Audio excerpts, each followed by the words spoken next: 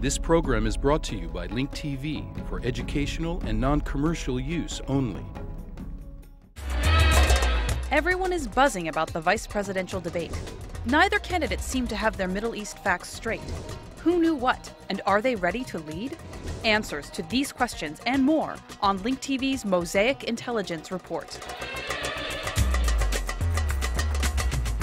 I have to give credit where credit is due. Last night, Sarah Palin managed to say Ahmadinejad 3 times without stumbling or stuttering like her partner John McCain did when he debated Barack Obama. Now here is Ahmadinejad. And yes, I know she confused McClellan for David McKiernan. Could work in Afghanistan. McClellan didn't say anything opposite. When referring to the commanding general in Afghanistan. But when it came to the Middle East, both candidates forgot to bring their Middle East 101 manuals to the podium with them. Now here is a gotcha opportunity that Palin missed out on had she had the manual on hand. This is what foreign policy expert Senator Biden had to say when talking about Lebanon. When we kicked, along with France, we kicked Hezbollah out of Lebanon.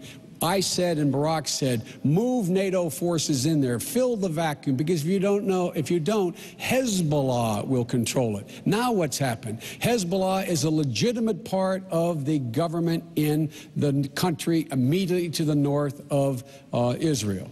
What Palin could have said was, excuse my naivete, Senator, but Hezbollah has always been a legitimate part of the Lebanese government. They have several representatives in it. Also, it was the Syrians who were kicked out of Lebanon, not Hezbollah. But she didn't. She had forgotten to bring her Middle East 101 manual. This is the message Biden sent last night to the entire Arab world.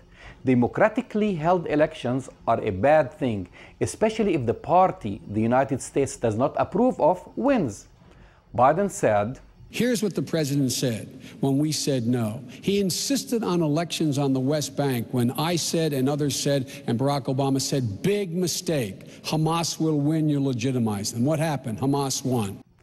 There was a confusing moment when Biden twice repeated that we spend more money in 3 weeks on combat in Iraq than we spent on the entirety of the last 7 years that we have been in Afghanistan building that country. Let me say it again. The fact of the matter is nearly $88 billion were spent on Afghanistan since 9/11, according to a report by the Congressional Research Service. He also neglected to mention that, unlike in Iraq, the EU and NATO countries have pitched in both militarily and in reconstruction efforts. And yes, the surge. Do you remember 4 years ago? It was the Iraqi elections and how wonderful things are going to be for everyone in Iraq. No one mentions this anymore. Both candidates raised concerns over Iran and Pakistan's nuclear programs. However, neither mentioned Israel's or India's nuclear weapons, as if this had no impact on neighboring countries in the region. There was one thing both candidates did not require a Middle East 101 manual for. Israel is our strongest and best ally in the Middle East. No one in the United States Senate has been a better friend to Israel than Joe Biden. They both delivered the perfect Israel love fest moment when Sarah Palin told Joe Biden, But I'm so encouraged to know that we both love Israel, and I think that is a good thing to get to agree on. She also repeated a line that we often hear from candidates, something that has never happened, the idea of moving the U.S. Embassy to Jerusalem.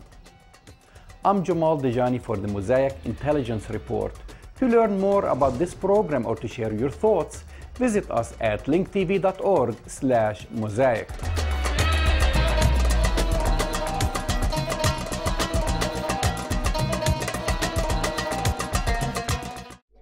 This program was brought to you by Link TV for educational and non-commercial use only. Link TV is the only U.S. television network devoted to global and national news, with uncompromising documentaries and diverse cultural programs which connect you to the world.